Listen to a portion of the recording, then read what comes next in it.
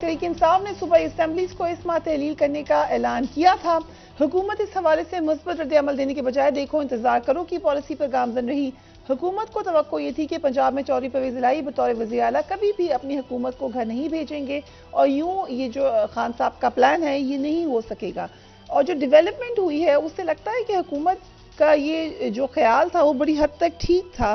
آئیے حمید بھٹی صاحب، سو پھر اب اسمبلیز کی تحلیل میں پنجاب کی طرف سے نہ ہے تقریباً؟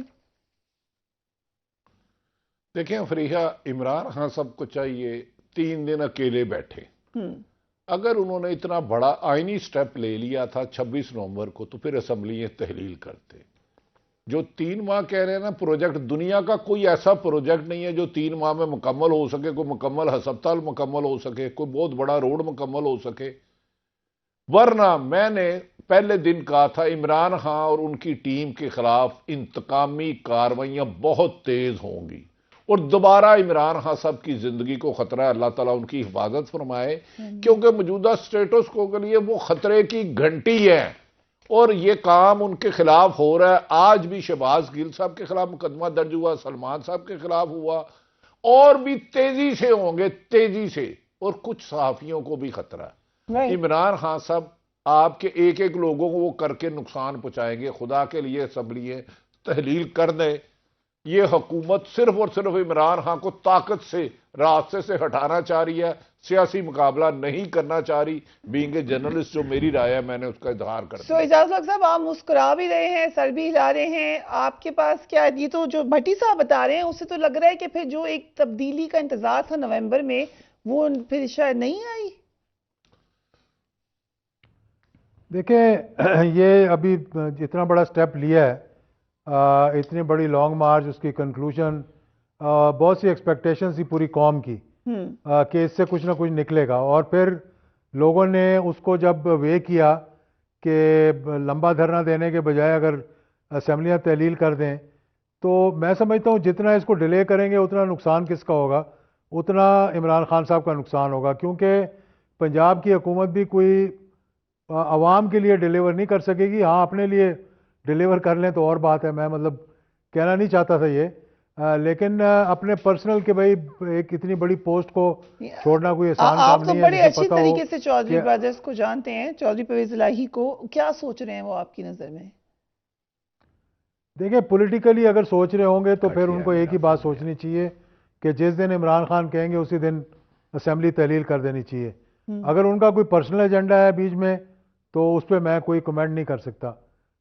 پولیٹیکلی تو میرا خیال ہے کہ وہ ان کی مطلب کہ اس پولیٹیکل ڈیتھ، اگر وہ عمران خان کی پالیسی سے انحراف کر کے اسمبلیوں کو چلاتے رہیں گے تو۔ رائٹ، ظفر الہی صاحب، کیا کرنا چاہیے چودھری پرویز الہی کو، اور کیا کریں گے آپ کی نظر میں؟ فون کرو نا جی ظفر الہی صاحب، آئی تھنک ظفر الہی صاحب کو میری آواز نہیں آ رہی ہے۔ وی کین ٹرائی، سو معزز ان کے ساتھ بھٹی صاحب آپ کوئکلی بتا دیں، جو آج آپ نے ٹویٹ کی ہے رقیبوں کو قاصد بناتے نہیں، یہ کس طرف اشارہ ہے آپ کا؟ یہ جس کی طرف اشارہ ہے وہ سمجھ گئے ہیں۔ آپ مجھے ارشد کے پاس جلدی بھیجنا چاہ رہی ہیں۔ میں نے بتایا ارشد کے کیس پہ میں نے بہت کام کیا، اور عمران خان کو اپنے ارد گرد سوچنا چاہیے۔ ان کے سے جو ملنے جاتا ہے نا اس نے کوئی بٹن بھی لگایا ہوتا ہے، اور آج کل بڑی لیٹسٹ چیزیں آ گئی ہیں، اس سے زیادہ نہیں کہوں گا۔ لیکن عمران خان نے اسمبلی تحلیل نہ کی تو میرے خیال میں حکومت طاقت سے بہت برا کرنے والی ہے، جتنا کر سکتی ہے۔ باقی تو اللہ تعالیٰ کی ذات پاک سب کے لیے ہے نا، وہ تو رب العالمین ہے۔ ڈیلے کرنا عمران خان صاحب کے لیے نقصان دہ ہے۔ اوکے الہی صاحب، I hope you can hear me, کیا کرنا چاہیے چودھری پرویز الہی کو؟ آپ کو لگتا ہے کہ وہ اسمبلیز توڑ دیں گے؟ کیونکہ لگ یہ رہا ہے کہ وہ ذرا کنفیوژن کا شکار ہے۔ دیکھیے میرے خیال میں کہ عمران خان لیفٹ ٹو ہم سیلف تو اب تک توڑ دیتا، مگر جو اور ان کے ایڈوائزرز ادھر ہیں وہ نہیں توڑنا چاہتے۔ مگر فرینکلی انیشلی میں نے سوچا تھا کہ جتنا جلدی کریں ان کے لیے بہتر ہے، مگر فرینکلی اب تو وہ خود کہہ رہے ہیں، انہوں نے خود کہا ہے کہ جب بھی الیکشن ہولڈ کریں اٹ میکس نو ڈفرنس۔ تو اگر وہ بلیو کرتے ہیں اٹ میکس نو ڈفرنس تو ٹھیک ہے، اس لیے کہ دیکھیے نہ ان کو امیڈیٹ الیکشنز ملنے والے ہیں، نہ نیا الیکشن کمشنر ملنے والا ہے، نہ ان کو کوئی خاص ثبوت ملنے والی ہے کہ اسٹیبلشمنٹ سڈنلی 75 سال کے بعد اے پولیٹیکل بن گئی ہے. تو وہ کیا کر سکتے ہیں؟ Tell me what can he do? کیا وہ ریزائن کریں، وڈرا کریں، دھرنا کریں، ڈیزالو کریں، کیا کریں؟ کوئی فرق نہیں پڑتا. اس عوام پہ ہے.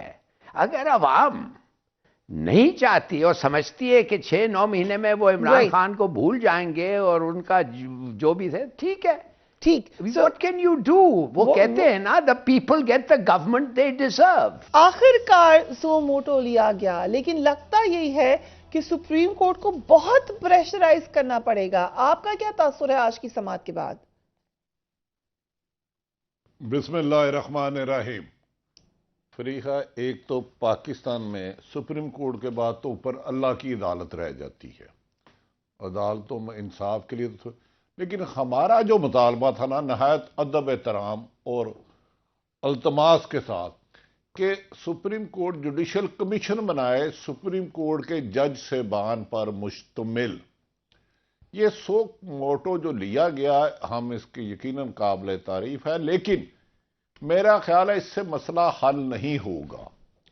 اب وہ سپریم کورٹ کے آنریبل جج صاحب نے فیکٹ فائنڈنگ کمیٹی، جس میں فیکٹ کے علاوہ سب کچھ ہے، فیکٹ نہیں ہے.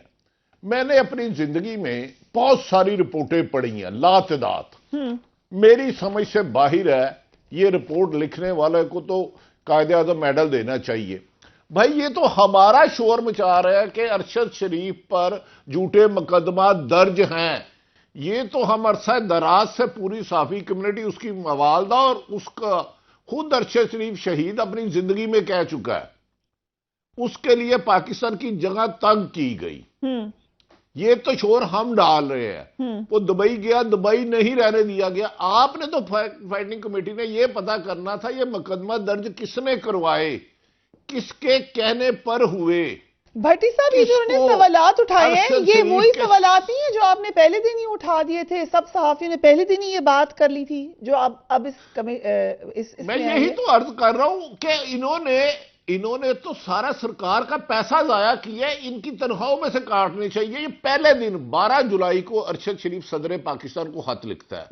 جب اس پہ مقدمات درج ہونا شروع ہوا ہے تو یہ سارے سوال میں اٹھا چکا ہوں مختلف پروگراموں میں. میں ایک کلپ بھیج دوں گا کہ ہمیں خدشہ ہے کہ ارشد شریف کو شہید کر دیا جائے گا، جھوٹے مقدمات درج ہے. آپ نے بھائی کینیا کی کیا انکوائری کرنی ہے؟ آپ بتائیں کہ مقدمات درج کس کے کہنے پر ہوئے؟ بقول آپ کے کہ 11 میں سے 2 لوگ آئے، آپ نے یہ بتایا نہیں 2 لوگوں نے کیا کہا، کس کے کہنے پہ مقدمہ درج ہوئے. آپ کہہ رہے ہیں غیر قانونی طریقے سے پرچے درج ہوئے، تو یہ درج کروانے والا کون تھا؟ ارشد شریف کو پاکستان چھوڑنا کیوں پڑا؟ اصل وہ قاتل ہے. ارشد شریف 1 سال سے یا پوری دہائی سے کس کے بارے میں پروگرام کر رہا تھا؟ اس کے کسی ویلاگ کا ذکر نہیں، اس کے پروگرام کا ذکر نہیں، اس کی ٹویٹ کا ذکر نہیں. خود اس نے جو آنریبل چیف جسٹس محترم عمر اتیاب بندیال صاحب سے مخاطب کر کے کہا سر میری زندگی کو خطرہ ہے، میں انصاف کے حصول کے لیے آپ کو فریاد کر رہا ہوں. اس فیکٹ فائنڈنگ کمیٹی کے بندوں کی سیلری میں ان کے سارے اخراجات پورے ہونے چاہیے. ہمارا تو ایک جواب بھی اس میں نہیں ہے. پوری صحافی کمیونٹی کا، شہید کی والدہ کا، اور شہید اپنی زندگی میں متعدد بار کہہ چکا ہے. میں حیران ہوں کہ میری سمجھ سے باہر ہے. ایسا لگ رہا ہے کہ بادی النظر میں اگر ہمیں چیف جسٹس آف قابل احترام نے جوڈیشل کمیشن بنا لیا، وہ کیونکہ ہر ایک کو طلب کر سکتے ہیں، اس قتل میں بادی النظر میں بہت زیادہ طاقتور لوگ ہیں. دیکھیں نا مدعی پھر پولیس کو بنا دیا گیا. آپ کو یاد ہوگا سانیہ مارلٹن ہوا تھا، پولیس نے لوگوں کو زندہ گولیاں ماری، 14 لوگ شہید ہوئے، 100 کے قریب ہوئے. ادھر بھی پولیس مدعی بن گئی، ادھر ہی بھی وہی چال چلی. اس کی والدہ حیات ہے، اس کی بیوی حیات ہے، اس کے بچے حیات ہے. وہ فریاد کر رہی ہے کہ میرے بیٹے کا مقدمہ درج کر لیا جائے. اور جن 3 کو کیا ہے، یار طارق مسیح کا کیا واسطہ؟ میں تو خود اس کو پرسنل بہت زیادہ جانتا ہوں کیونکہ میں بھی ایئر وائی کا امپلائی رہا ہوں. اور نبی کا واسطہ ہے جس نے اس کی مدد کی، آپ اس کو ملزم بنا رہے ہو. اور جنہوں نے مقدمہ درج کروائے، جو اس کے سچ بولنے سے ڈرتے تھے، جن پر وہ سوال اٹھاتا تھا جواب دو، ان سب کو آپ نے کلین چٹ دے دی.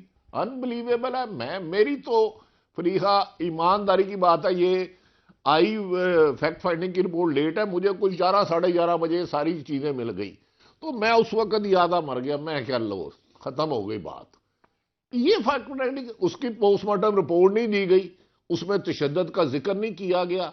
फैक्ट फाइंडिंग रिपोर्ट इतने दिन उसकी बीवी बच्चों से उसकी मां से क्यों छुपाई गई? कोई एक सवाल का जवाब नहीं है जो पहले दिन से, जिस दिन से गालबन 23 अक्टूबर को वो शहीद हुआ और 22 अक्टूबर को मेरी उससे बात हुई है, जो हम सवाल उठा रहे हैं एक का जवाब नहीं है। सलमान इकबाल साहब कह रहे हैं उन्होंने जो ऐसी एविडेंस थी वो business इस्तेमाल ही FIR नहीं हुई दी गई। इसके अंदर, उसको इग्नोर कर दिया गया। इस तरीके से और लोग देखिए, सलमान साहब ने जो कहा वो उसको किया ही नहीं। इधर लाहौर पाकिस्तान में बहुत सारे लोग जानते थे उसकी जिंदगी को किससे खतरा है, वो ये नहीं बताया गया। राइट। मुकदमा जिन्होंने दर्ज कराए उस SHO को नहीं पूछा गया कि भाई ये किसके कहने पे कहा। एक तो ये गैर कानूनी तरीके से ये पर्चे भी SP की इजाजत से होते हैं। Right. हर सवाल को गोल किया, उसमें फैक्ट के अलावा सब कुछ है। ओके